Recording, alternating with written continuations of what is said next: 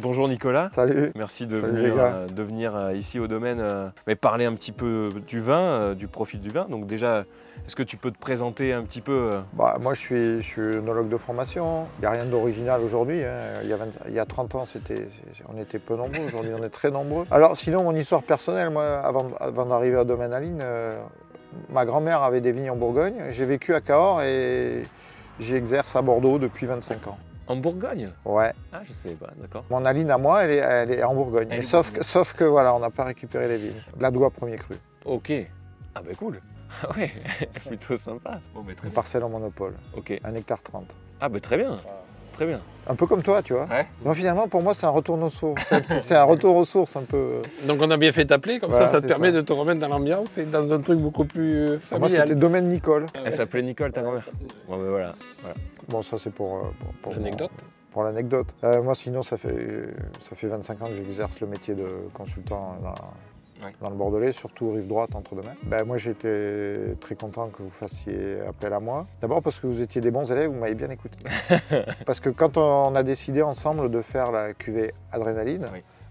Vous m'avez suivi les yeux fermés et j'en connais beaucoup à qui je proposais ça et même à qui je propose toujours ça et qui veut, de part du côté un peu Traditionnel peut-être.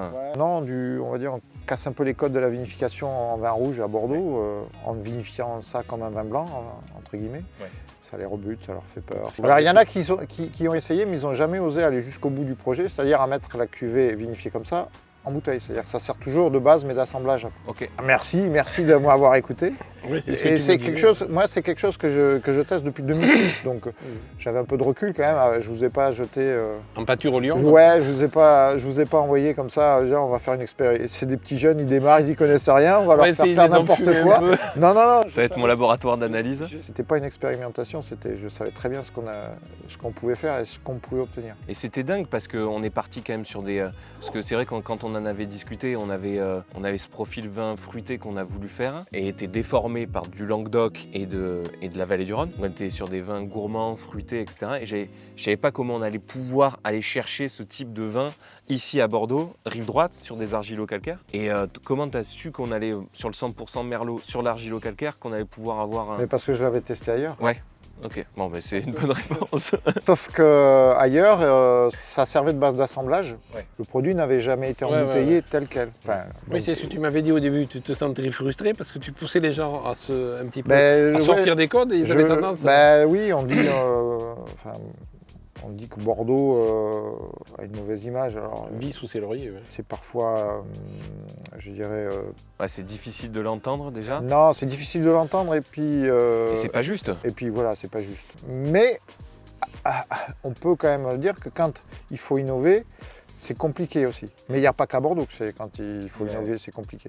En Bourgogne, c'est peut-être encore pire qu'ici. Enfin, je veux dire, au niveau respect de la tradition et surtout pas sortir des clous. Oui, puis quand tu veux sortir des codes, en plus, tu sais pas spécialement la réception. Oui, mais que en va- fait, moi j'ai écrit un petit bouquin qui s'appelle Le marketing du goût et qui a plus de 10 ans maintenant. Qui était un petit peu novateur à l'époque, qui n'a pas eu beaucoup de publicité, donc c'est pour ça que je le cite aujourd'hui. Mais quand c'est bon, il n'y a pas débat. Oui. Après, le problème, c'est qu'est-ce que c'est qui est bon? Quand on parle d'AOC, on parle toujours de typicité, mais jamais personne à Bordeaux, il va falloir qu'on explique une typicité entre, par exemple, un Castillon et un Saint-Émilion, pratiquement les mêmes terroirs, les mêmes cépages, même climat, quoi. Ouais, ouais. Je veux dire, donc, tout est en commun. Bon, on va dire qu'il y a des différences entre un Castillon et un Saint-Émilion, mais elles sont quand même ténues. Mais c'est surtout le terroir.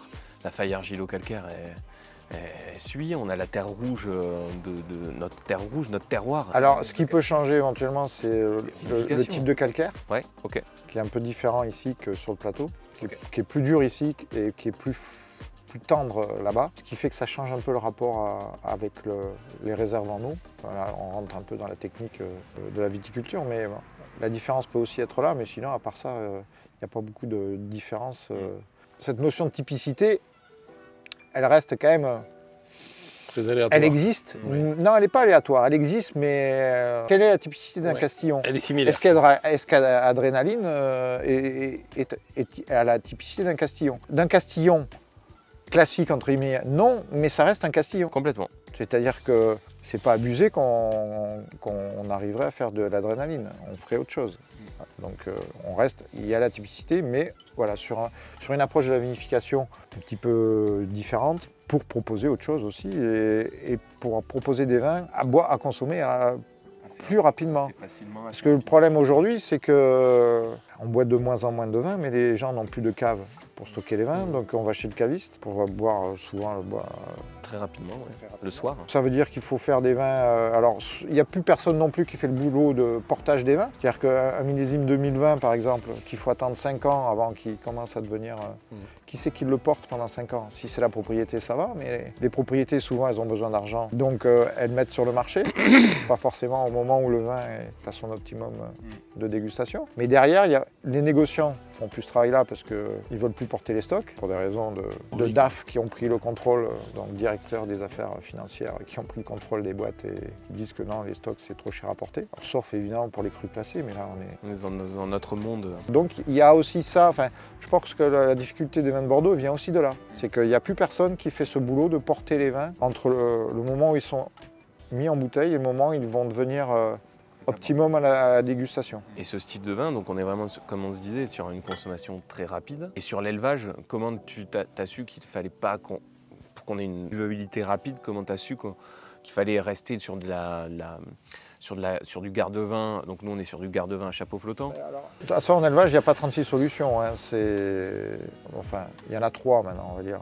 Il y a la cuve inox ou la cuve béton, qui sont à peu près identiques. Il y a la barrique, qui est traditionnelle mais qui marque les vins et puis qui donne, alors, pour le coup, les grands vins traditionnels de Bordeaux, voire de Bourgogne aussi, enfin, ou de la vallée du Rhône, enfin, voilà, avec des élevages bois assez longs, mais pour des vins de garde. Donc souvent cet élevage il marque et donc ils font que les vins, certes on peut les garder longtemps, mais ça veut dire qu'ils sont peut-être plus difficiles à consommer rapidement. Le troisième type d'élevage qui est un petit peu à la mode depuis quelques temps, c'est la fameuse amphore ou jarre, qui est arrivé, qui peut se rapprocher de la barrique sans l'inconvénient du marquage par le bois.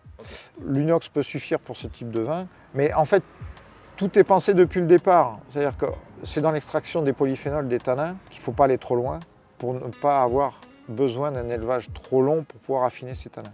Donc en fait, si jamais le maître de chai a mal fait son boulot, derrière, avec un élevage inox, on n'aurait pas la buvabilité qu'on aurait si on avait été trop loin en extraction pendant les vinifications. Okay, ça marche. Voilà. On est sur un vin dont la définition correspond tout à fait au schéma qu'on a des grands vins rouges de Bordeaux. Là, on a une autre cuvée sur le domaine Aline qu'on a voulu travailler ensemble tous les trois, qui est Domaine Aline.